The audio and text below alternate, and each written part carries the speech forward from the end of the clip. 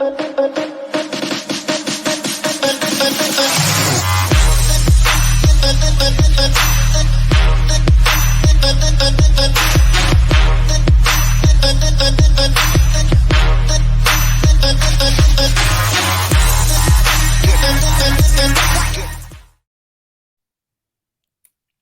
everybody, and welcome to season 2 of Women and Work Culture. I'm Selena Rezvani, and if you haven't been part of this show before, we're really all about finding those positive habits, those practices that boost women's leadership, right? And helping companies make those bold bets on diverse talent. Lucky me, I am here today with Madison Butler, aka the blue-haired unicorn. She's VP of Talent, People, and Culture at Sourced Craft Cocktails, and she's founder and CEO of Blue-Haired Unicorn. We are so going to dig into that, and a big welcome to you, Madison. Thank you. I'm so excited. Thanks for having me. Thank you. Oh, we're so glad to have you. It's been a long time coming, actually. And a really big welcome to our community. We missed you on our break. We love learning with you from experts like Madison. Tell us where you're joining from today. Say hi. Tell us who's in the house. We love knowing who's here. All right, let me tell you a little bit about Madison's kind of special sauce and what she brings to the table. She's actually a New Englander at heart, but moved to Austin, Texas in 2017. Her work is all about creating equitable spaces and giving strategies, right, to organizations that help them create that magical thing called psychological safety. She's an outspoken advocate for mental health, getting rid of that stigma around trauma, for example, and promoting kind of being human at work. Imagine that. DEI, she's all about facilitating those hard conversations, which, boy, do we need that right now. So when it comes to creating these great cultures, Madison believes if you build it, they will come, which I can't wait to hear more about today. Hello from Tampa Bay, and hello Philly suburbs in the house. And Stephanie, DC metro area, we're happy you're here too. Madison, you have a very clear passion, right, that we can all see and feel around creating belonging and equity. Will you tell us a little bit about your own story and why this kind of became mission number 1 for you? Yeah. So, for me, I think it's definitely been a journey. I haven't always been in this space. Growing up, I'm biracial. My mom is white. My dad is Black, which comes with its own slew of identity issues.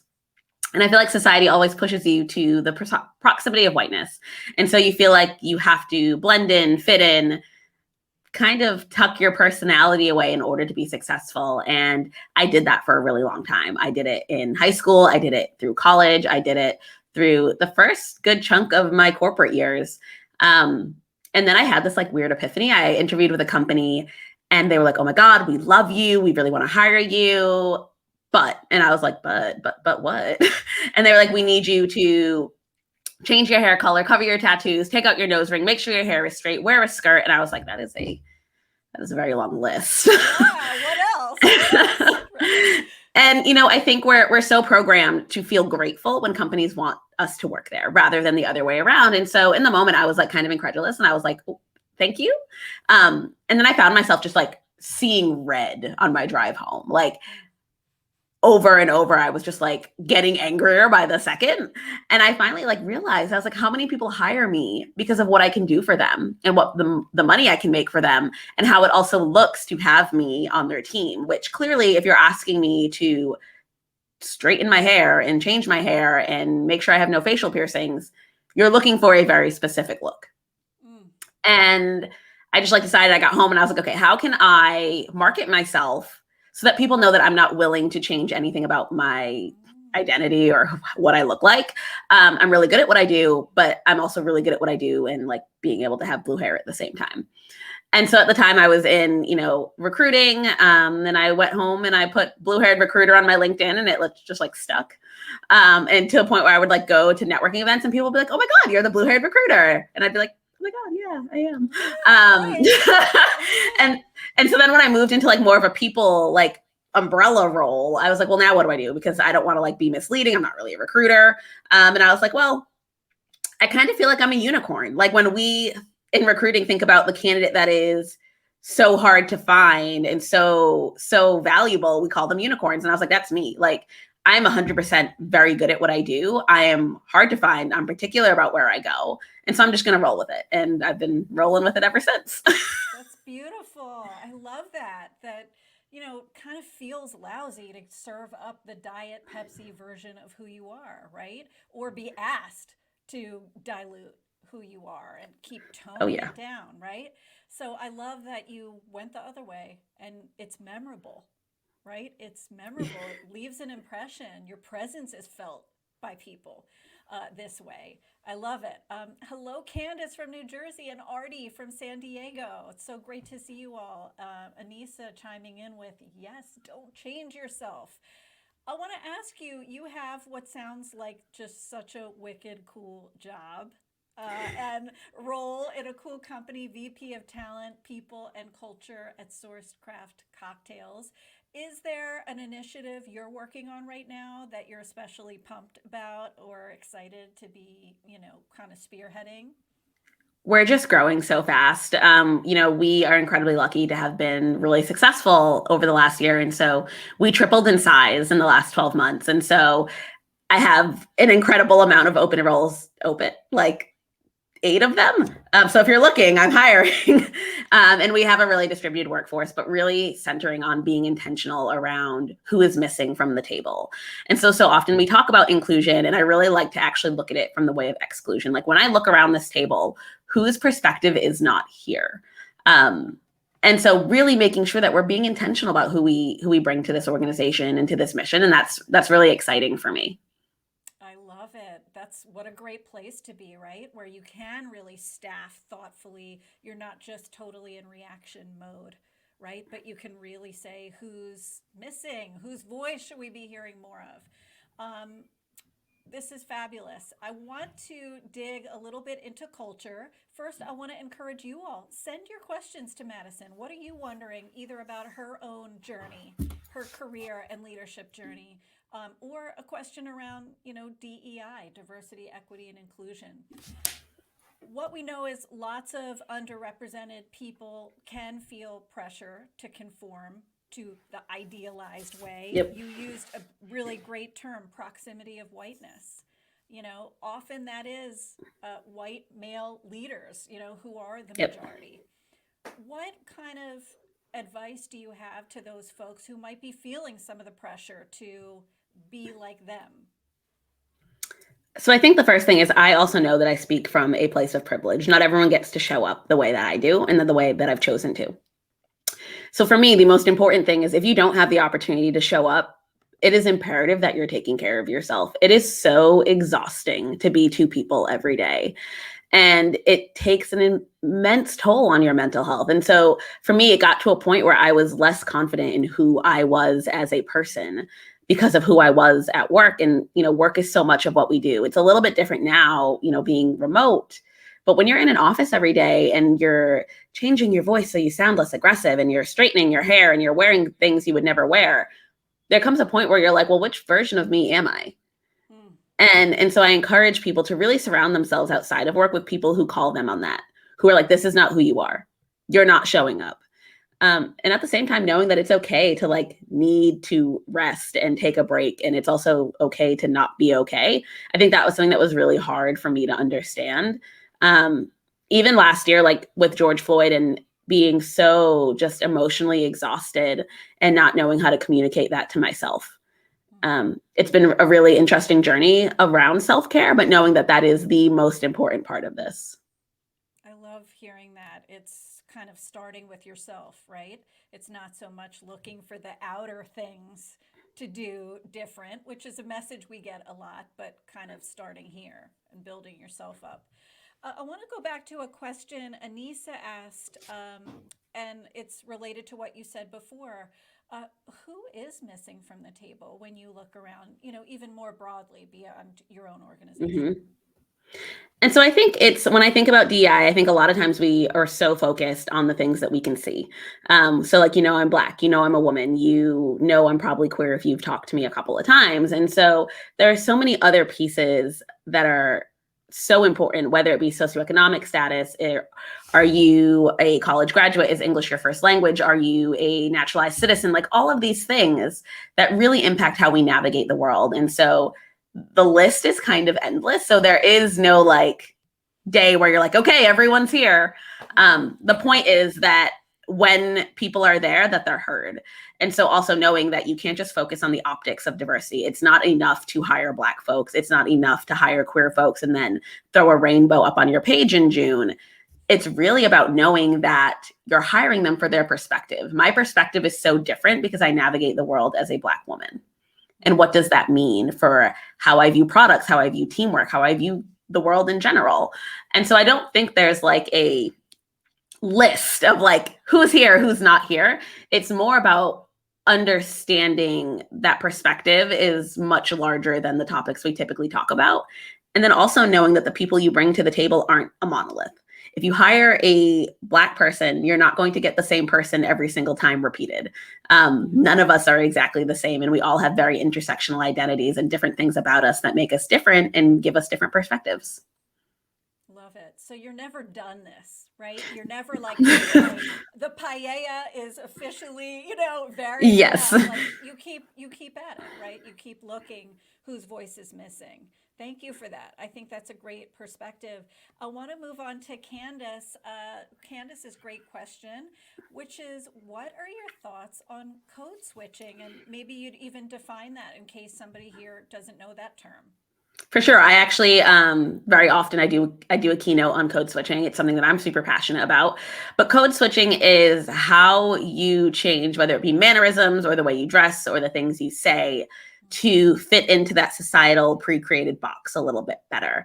And so when I was talking about putting on my phone voice so I sound less aggressive, that would be considered code switching. Or even just if you think about how you dress when you go to work versus how you would dress in real life, or do you straighten your hair every day instead of wearing it natural because it's seen as more professional? And I'll put professional in quotations because it's actually not a word that I use.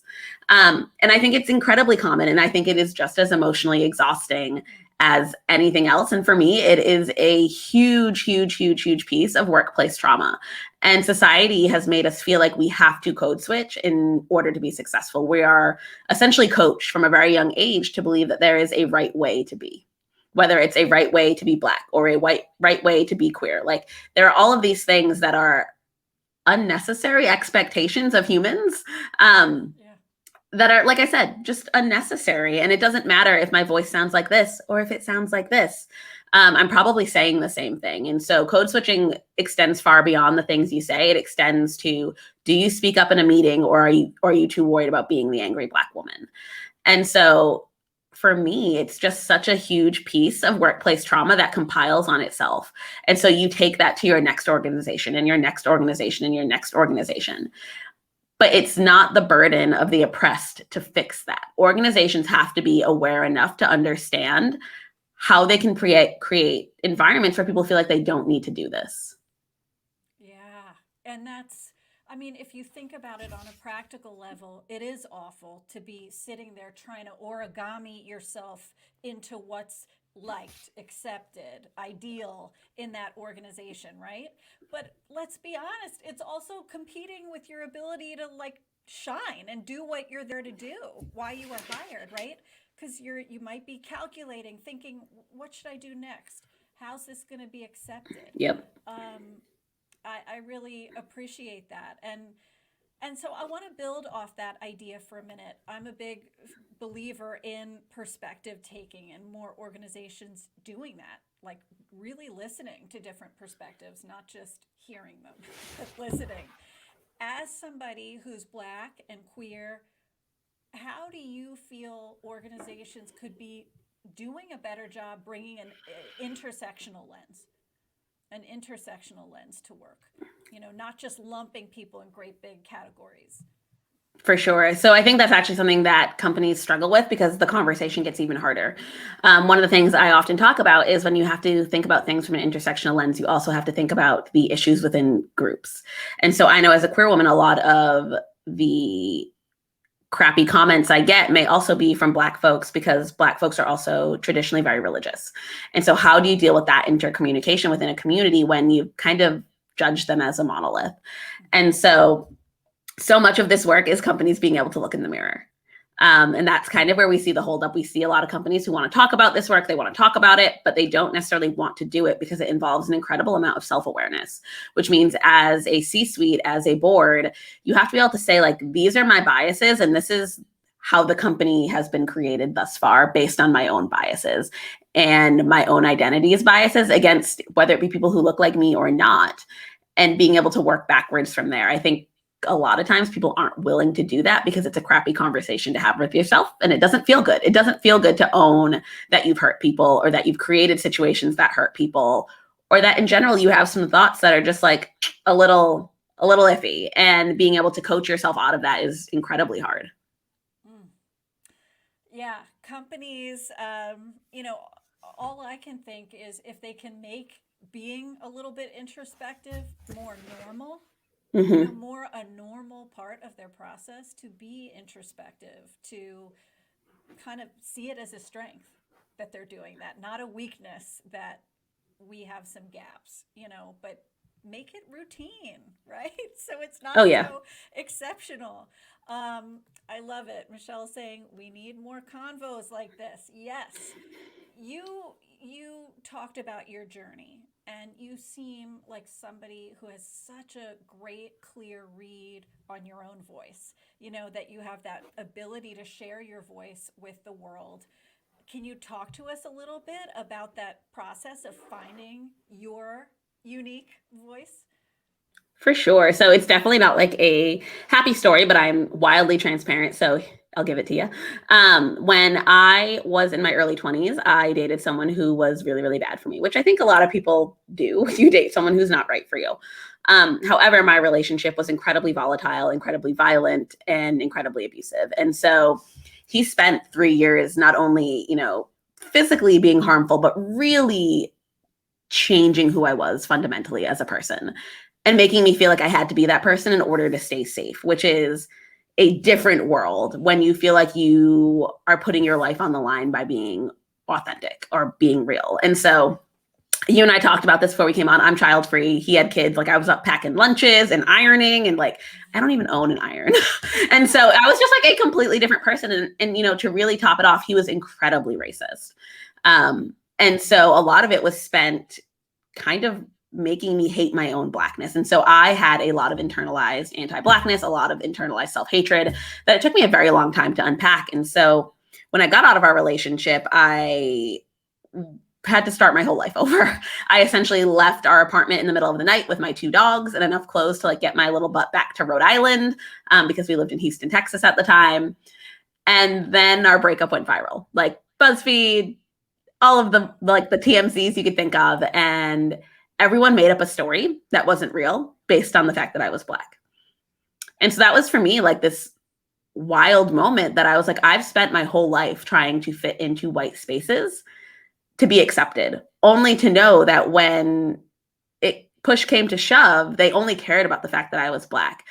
There was no hiding it despite my straight hair or the fact that I listened to country music or like that I wore Sperry's. Like none of that mattered. They made up stories based on how I looked. And so I had this again, like this epiphany that I was like, well, if that's the case, then I need to show up as who I am, because otherwise I'm going to get myself in a situation that I can't get out of. And I find myself incredibly lucky to have survived that situation. I had lots of days that I didn't think I would, and I do not take that for granted. Wow, thank you for sharing that with us. I know that's really personal and hard to hear, honestly. Um, but we really appreciate it. It's hard won, your voice. I want to put a comment up from Valerine. I'm so glad Madison mentioned how that her company wanted her to change her appearance in order to work there. I have a son who's a college student, and I'm now thinking about the ways I talk to him at home about taking out piercings or not getting tattoos in order to fit in. Yeah, what a dance a lot of parents are doing, right? And even we as individuals, to try to Yep. say, I want to get the job, but I also want to be myself. Do you have any thoughts on that, Madison? Definitely a dance I did with my dad till my mid 20s. So I have on a sweater right now, but I am like very heavily tattooed. I clearly have a facial piercing. I've had blue hair for like close to 5 years. And before that, it was like hot pink. So definitely a dance he's been doing with me for quite some time. And I think it goes back to society has really ingrained in us that there is a special sauce to be successful, as if you have to look a certain way. And that way is Eurocentric beauty standards. And that's just not realistic. And I mean, that is even down to when you think about people with different body types and how they interview, people who are typically skinnier are seen as more successful, which again plays no part in how you operate. And so for me, it's so much about dismantling the system. It's not about fixing the system because, to be frank, the system works. The system works for exactly who it was built for. Mm.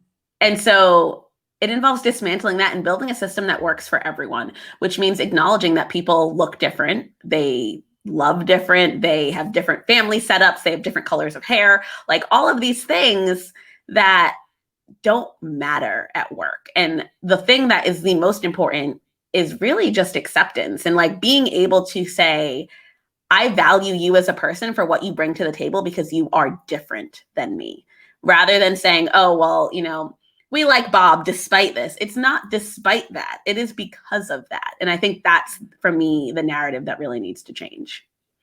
Wow, powerful. Valerine's saying, I'm going to stop that, as this was a light bulb moment for me. So don't ever doubt you're having an impact, Madison.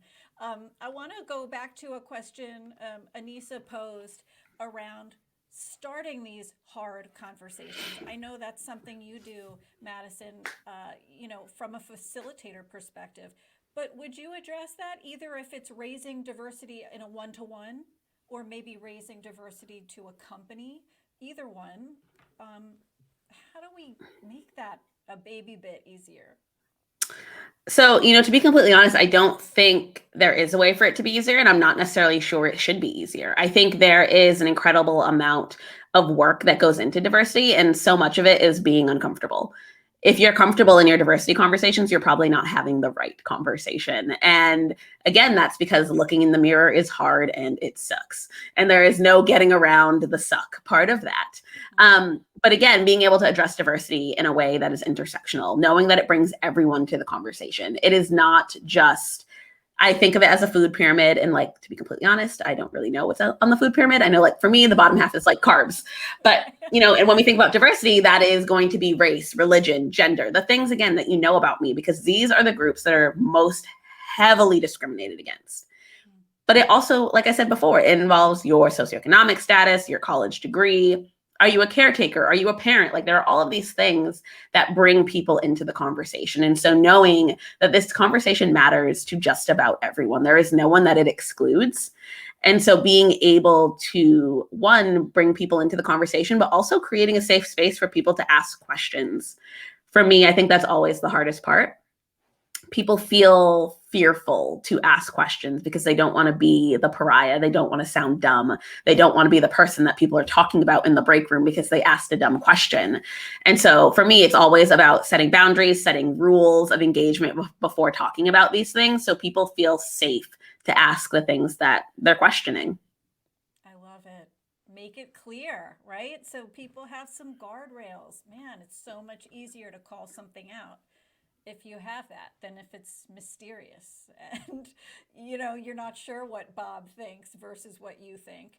I want to go back to a few things that we've hit on. But you talked about some of what you faced with the news cycle and social media kind of Mm-hmm. creating a narrative for you, about you. And you've talked about your personal journey.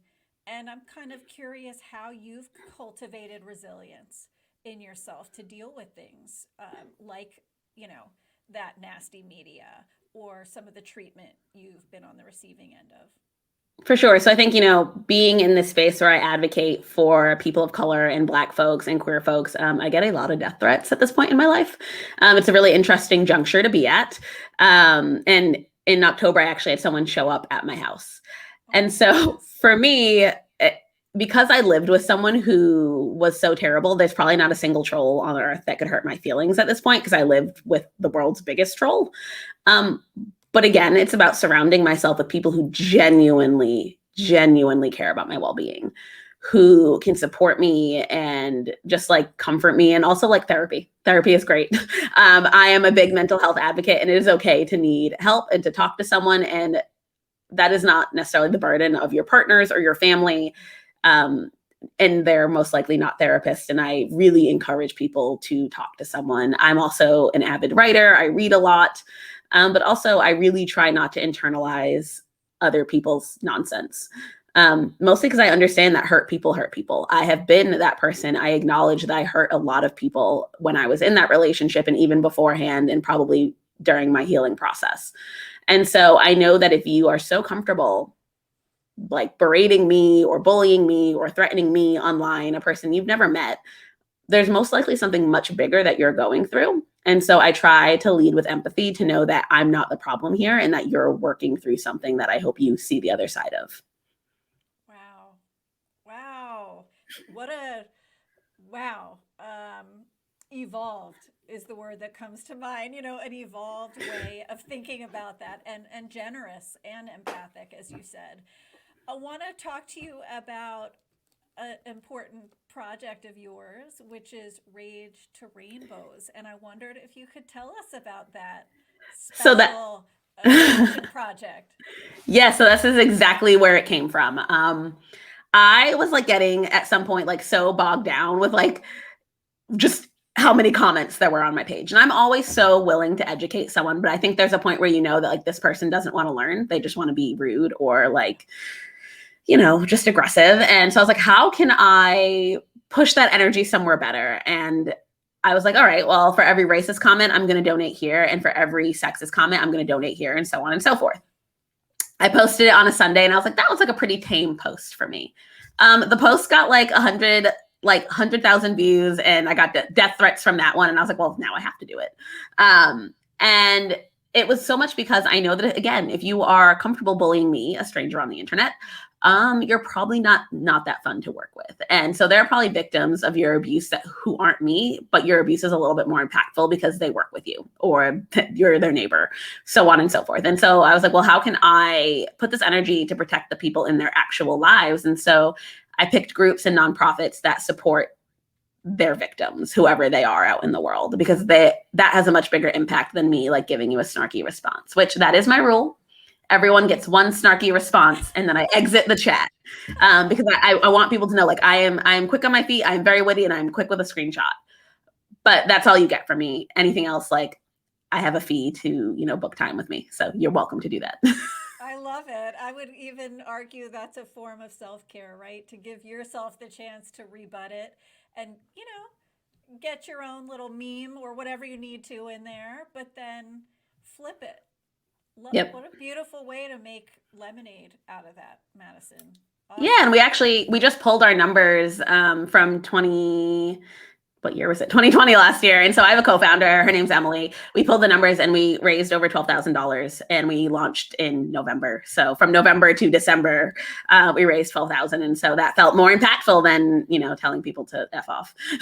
Wow, you are so inspiring. Oh my goodness, this is so much fresh, um, just such a fresh perspective, I think, for many Thank of us you. to look at even something as gross as hateful behavior, right? Exclusionary behavior, toxic, nasty, energy some people are putting into the world. We have a tradition here in wrapping up, Madison, to ask our guests, our wonderful experts like you, for a parting truth bomb. Something you really want etched into our minds, tattooed on our brains. What is that for you around getting this belonging thing a little more right? I think it goes along the lines of protecting your energy and knowing where to educate and where to step away. And that it means it's okay to unfriend that person from high school, from that's never left your hometown, that only engages to fight with you. Like it is okay to step away from those situations and knowing that not everyone has your best interest at heart. And sometimes you have to love people from far away. Mm, the old oxygen mask thing, right? Yep. Take care of yourself first. Yep. Wow. Well, it takes so much courage. I think a lot of us agree to stand in your own authenticity, and a lot too to hold up a mirror to organizations and say, you can do better. So thank you for being that mirror and inspiring so many of us.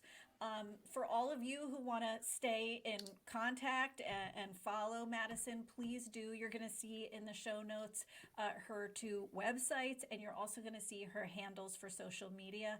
Definitely follow her on LinkedIn. You're going to see why she has 49,000 plus followers. You'll totally understand why, and do the same on Instagram and Twitter. You're going to see those. I hope you'll also stay in touch with me. Check out my LinkedIn learning courses on being your own fierce self-advocate.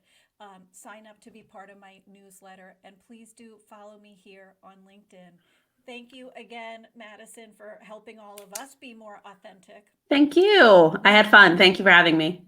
And thank you, community. Stay healthy, stay well, and lead on.